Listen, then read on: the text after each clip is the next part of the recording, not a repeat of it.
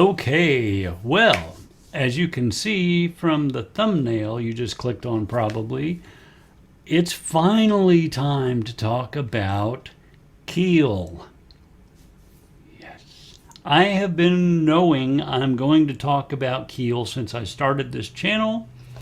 Are they my favorite band ever? No, but they're awesome. And they should have been a lot bigger, just like Black and Blue and some of those other 80s bands that got signed. And then, like, a bunch of us bought their records, but a bunch of us didn't for some reason that I will never understand. All right, so one thing I'm not going to do is cover the entire history of this band. And I'll tell you why. Well, because it's totally confusing. Like, I can't keep it straight. I'm going to put links in the description to YouTube videos with Full in Bloom and stuff like that, where also Ron Keel's own interviews on YouTube and stuff like that that will kind of discuss specific aspects of their history. I'm just going to hit some of the kind of the highlights and then go straight into the albums. And so I hope you're good with that. All right. Anyway, so Ron Keel is this guy with this huge voice in the early 80s. I mean, this massive voice. Honestly, if he reminds me of anyone, it's probably Kevin DuBrow, who also had a monstrously huge voice and came out of the LA scene. Now, Ron eventually got to the LA scene after starting in Nashville, Tennessee with a band called Lust. That was in 1980. They recorded 2 songs called Speed Demon and Hooker, which appeared on the Homegrown album, which was a compilation sponsored by Nashville's KDF radio station. After that, Ron Keel formed his next band called Steeler in February of 1981 and relocated from Nashville to Los Angeles, soon becoming a top draw on the Southern California scene. In 1983, Steeler signed with Shrapnel Records and released their self-titled debut album, also featuring Yngwie Malmsteen, Rick Fox, and Mark Edwards. This is an exclusive Record Store Day Black Friday reissue of the classic self-titled 1983 release on clear red vinyl, as you can see, and it's a limited edition of 2,500 units, which I found at my local record store for $25 and thought, okay, yeah, I'm going to have to get that. I had the cassette back in the day and listened to it and thought, why is this fucking guy playing so many notes on that guitar? Oh my God, shut up.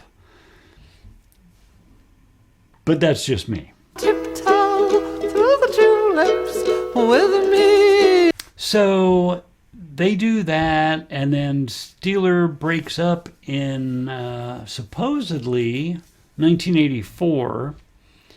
There's this big confusing story. After Steeler breaks up, Ron Keel starts to put Keel together. And he puts Keel together, and I believe they record this album, their debut, Lay Down the Law. And if I understand the story correctly, this is released in November of '84, but at some point in there, probably before this is actually released, they start recording the next album, The Right to Rock. They get it mostly recorded, I believe, with Gene Simmons producing, by the way, and Ron Keel is invited to audition for Black Sabbath after Ian Gillan and Black Sabbath part ways following the Born Again tour. So Ron auditions for Black Sabbath and gets the job.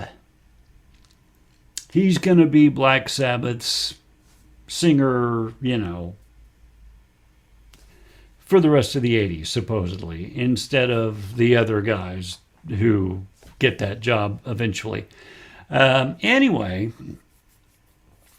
that doesn't work out so well, because when he is told he's got the job, Tony and Geezer also tell him, don't tell anyone. We don't want it announced yet. I don't know exactly why that was. I don't remember the details of what made that so important. This is all from a YouTube video. I thought it was a Full in Bloom video that I saw, but I can't seem to find now. I'm going to keep looking for that, and I'll let you know if I come across it in the next couple of weeks or whatever. But anyway, they tell him, look, you've got the job. You're the new singer in Black Sabbath, but don't tell anyone or you're out. So what's he do? Naturally, according to the story anyway, he goes right out and starts telling people immediately. And then it gets back to Geezer and Tony, who immediately and unceremoniously fire his ass. That's the story. There's another story that says the band, Black Sabbath, could not come to an agreement with producer of the next album, Spencer Proffer, which is ironically the guy who produced, of course, Metal Health for Quiet Riot. And they can't agree on things. They have a falling out, and they're just like, oh, fuck it. And now we don't need you to sing for us. We don't even know what we're doing yet. I don't believe that. I just don't. Now, I'm not saying they didn't have a falling out. They probably did. What I hear about the guy, I wouldn't want to work with him. But anyway, I don't know. I wasn't there. I don't know exactly why Ron Keel isn't still in Black Sabbath to this day or anything like that. But there you go. Anyway, there are still mentions of that Black Sabbath period, brief as it may have been, on YouTube, and I will put those links in the description under this video. So if you want to know more about that, go there, and maybe you can find out what I found out, and we'll just see what happens. Anyway, so Ron gets canned from Sabbath, and he's like, calls up his old Keel like Marc Ferrari and those guys. He's like, hey guys, guess what? I'm not actually going to leave after all. Let's put Keel back together. At this point, they're going to need another drummer, another guitarist. They take care of that, sort of. Fred Curry of Cinderella is an early drummer in the Right to Rock period. The original band is Ron Keel, former Icon/Schoolboys member David Michael Phillips on guitar, Marc Ferrari on lead and rhythm guitars, Bobby Marks on drums, and Kenny Chaisson on bass. But within months, David Michael Phillips leaves to go join a band called King Cobra. And he's replaced at that point by ex-Cheetah guitarist Bryan Jay, which is the lineup for the 1984 debut, Lay Down the Law. This is the only album that features original drummer Bobby Marks. It has 3 songs on it that get re-recorded for the Right to Rock album. Those songs being Speed Demon, Tonight You're Mine, which is then renamed You're the Victim, I'm the Crime, and the Rolling Stones cover Let's Spend the Night Together.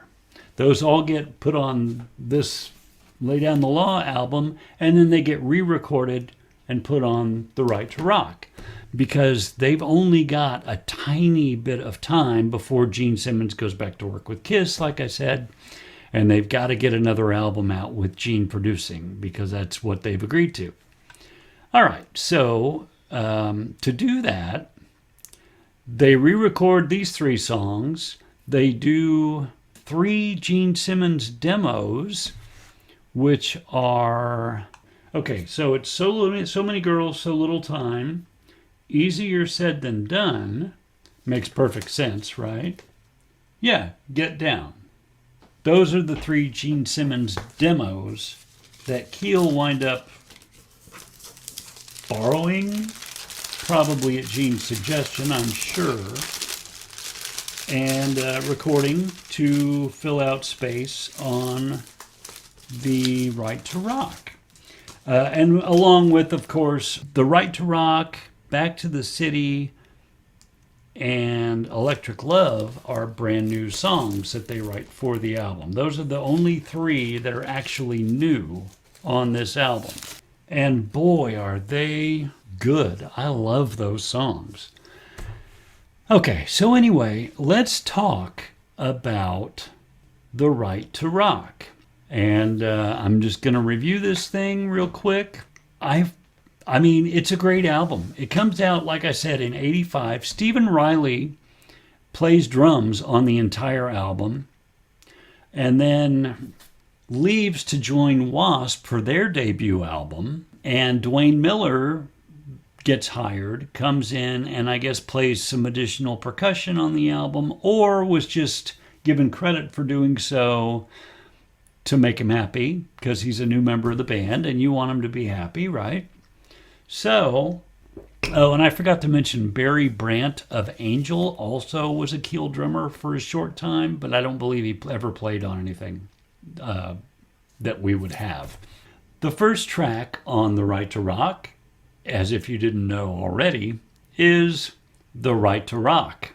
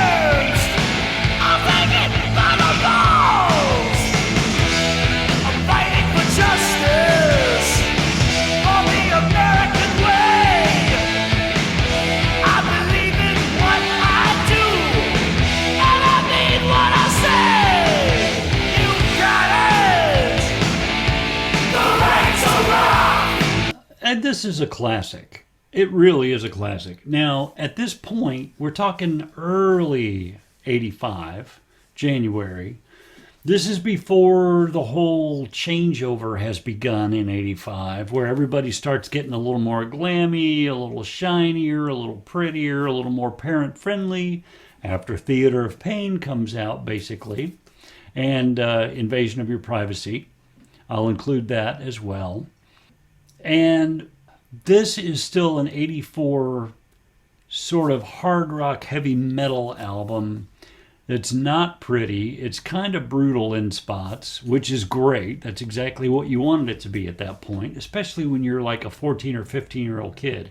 I was 14 when it came out, and probably 15 when I first heard it, I'm going to guess. Because I'm pretty sure I most likely had Theater of Pain and Invasion of Your Privacy before I ever got this album. That's just how I feel. I don't know if it's true or not.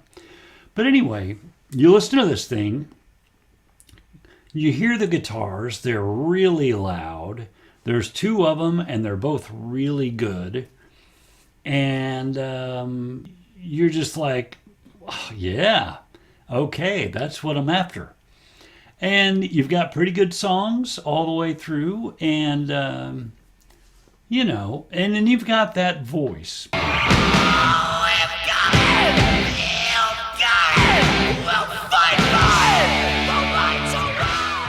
Let's talk about that voice, because this is not a perfect album in my eyes.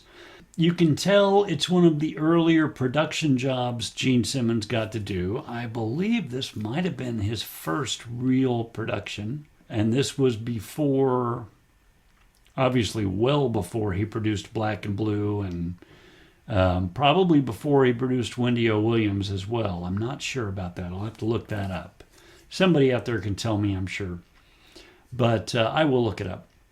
Anyway, this song is the first video released from the album, and it is huge. You've got the kid walking down the street with the boombox, and he's pounding his head with while the song plays, and, you know, rebellion, and fuck you, and kick ass, and get out of my way. So, you know, it's a great song. It really is. What I was going to say about the vocals, the lead vocals on this album are not spectacular. Ron's big voice is spectacular, but he doesn't quite know how to use it yet on this album for some reason. In fact, I would say, honestly, and I'll have to listen to it again to make sure I still feel that way, but I think his vocals are better on this. Which may be a production thing. I think there's a chance, because they were so rushed, he had to rush his recording of his vocals.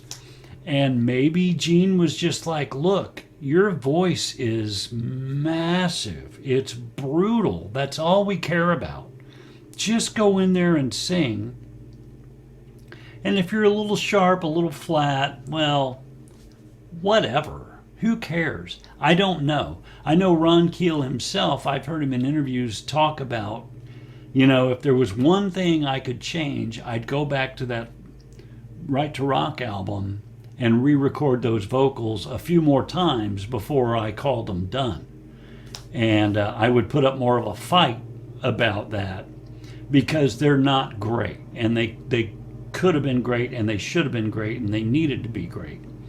And he's right. He's absolutely right. Now, on the next two albums, his vocals are fairly spectacular. If you can tolerate his voice at all, you love those albums. I know I do. And I have a hard time a little bit with his voice on this album specifically, but it's never stopped me from listening to it. I just keep listening to it. So, you know. And that's because it's one of those attitude albums. It's all about attitude. This whole album. You're not getting any ballad on this. Promise you. Absolutely promise you. So let's see. What do we got here? We've got, I believe it's 9 tracks. 9 tracks on this baby. And, you know, you've got to pace yourself a little bit with this album. Just be prepared, because it's really good, and it would really be a shame if you just kind of stopped in the middle. You can't really do that. Now, we will get to something a little more along those lines on that topic in a little bit that I'm going to talk about, but no spoilers. All right, so the Right to Rock, I mean, I got to give it 5 stars. It's a really cool tune, and those guitars, they just come out of the speakers and melt you. Like 1985, barely 85, this album is just blazing loud. All right, next up, track 2, Back to the City.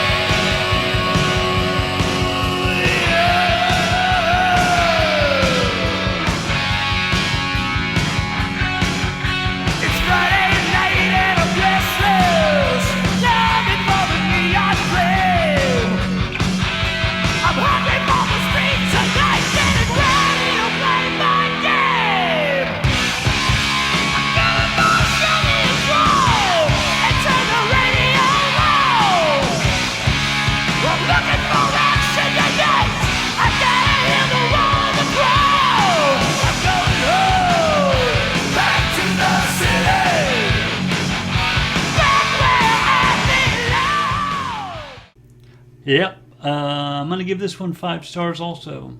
Again, Ron's voice is a little rough in spots. Mostly sounds really good. Little sharp, little flat. I mean, if they could have perfected that, this album, I think the response would have been a lot better. Because I think sometimes you hear stuff and you don't know why you're not completely nuts about it, but you know you're not. And I think for a lot of people, if you get the sharps and flats, you're a little pitchy, you can't do that as a lead singer. And unfortunately, I think he was forced to do that on this album. And that's not right, but that's the way things went. Anyway, Back to the City, yeah, I think it's a 5-star tune. Next, track 3, we come to Let's Spend the Night Together, the Rolling Stones cover.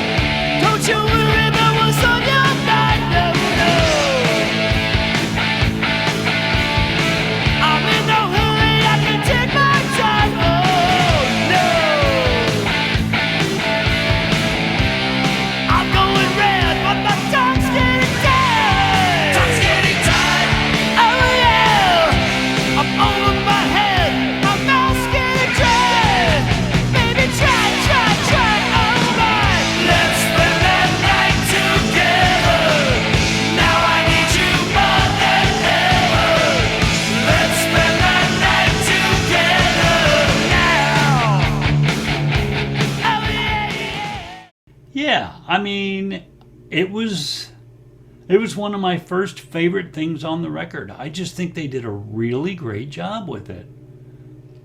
I love this cover. I really do. And I like the cover better than the original. I've always loved this. And that riff, I just think it's so much better that way, the Keel way. You got that big distorted riff and it's so great.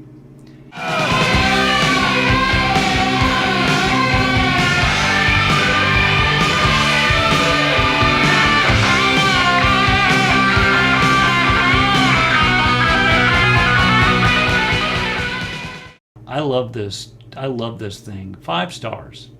Track 4, the first of the Gene Simmons demos that Keel used for this album. Gene Simmons and Mitch Weissman wrote this song, Easier Said Than Done.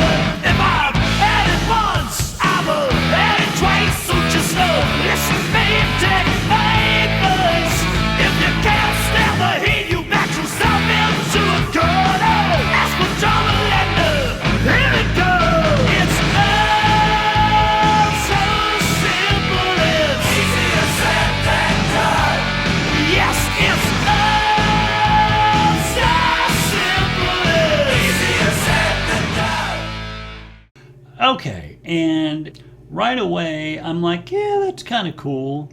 I also think, well, that's why it's only a Gene Simmons demo, not a cover of a Gene Simmons song that made a Kiss album. Because it's all right, you know.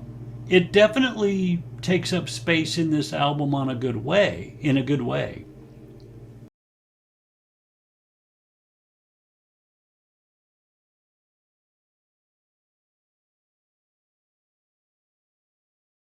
But is it as good as any of the first 3 tracks? No, I don't think it is.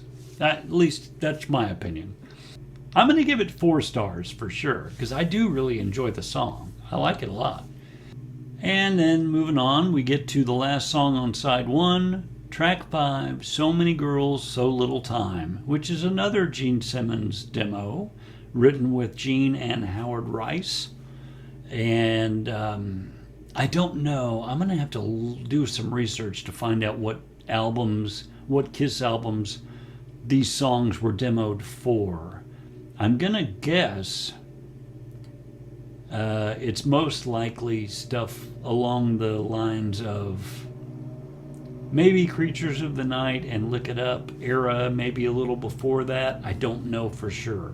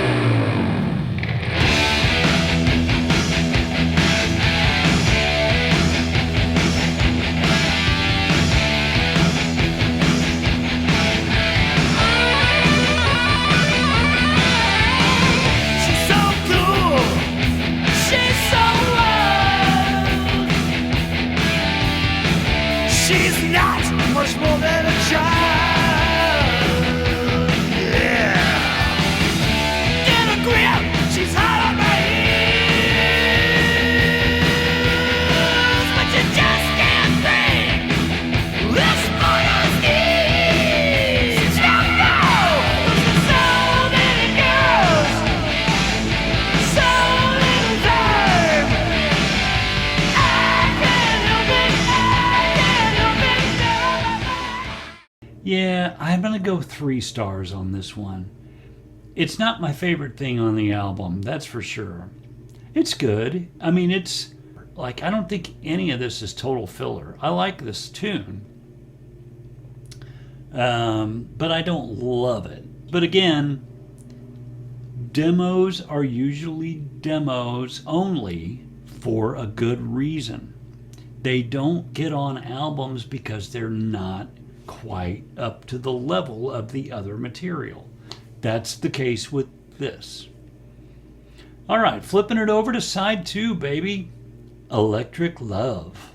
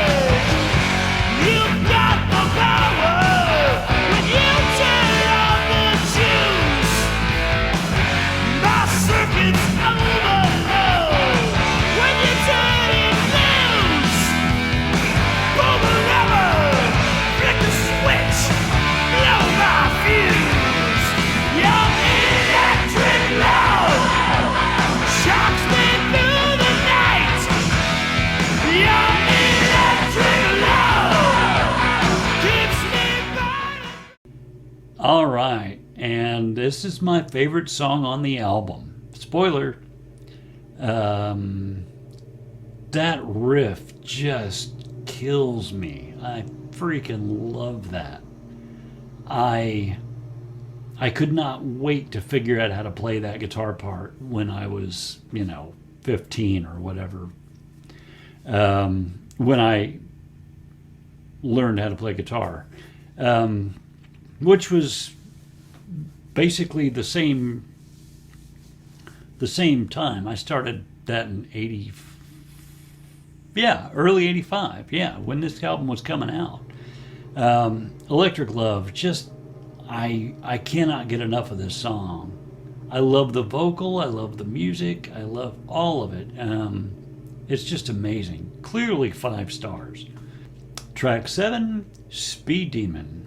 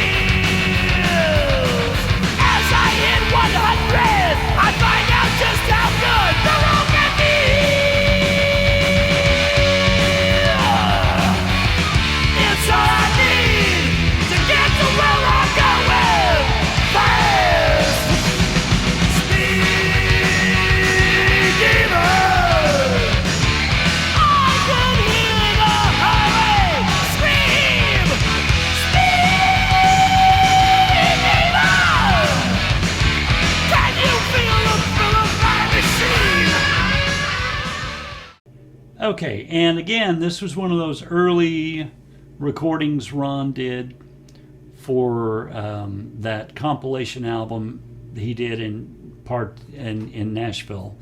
And this is my second favorite song on the album, Speed Demon. And my favorite part of anything on this album is that break they get to.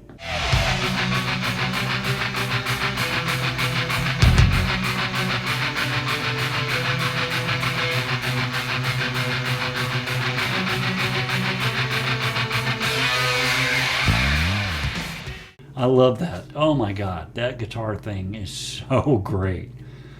Now, the vocal on this one is not spectacular. I would like it to be a little more on point, but I still love it, and I'm still giving it 5 stars because I have to. I'm legally obligated. Not really. Okay, track 8, Get Down.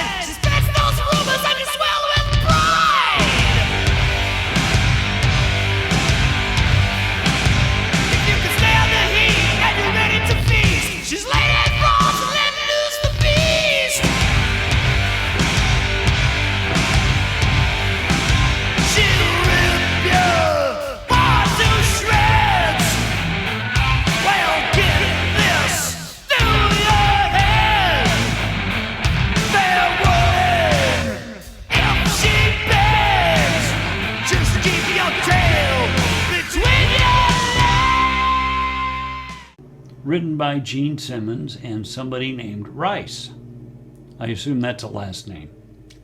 Okay, and here's my least favorite song on this album by gobs. Absolute miles and miles and miles. I hate this song. I hate it.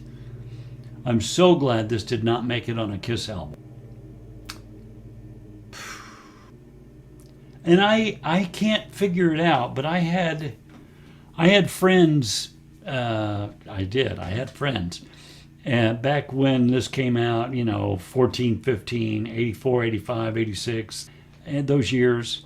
And my friends thought, wow, that Get Down is awesome. I had one guy I was friends with, and he was like, yeah, that's my favorite one. And I'm like, what is wrong with you?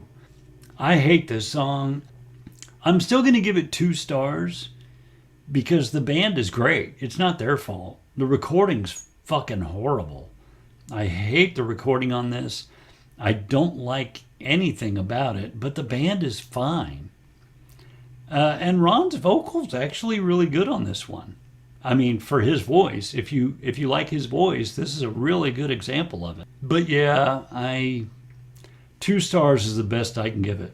Sorry. And then the final track on the album, track 9, You're the Victim, I'm the Crime.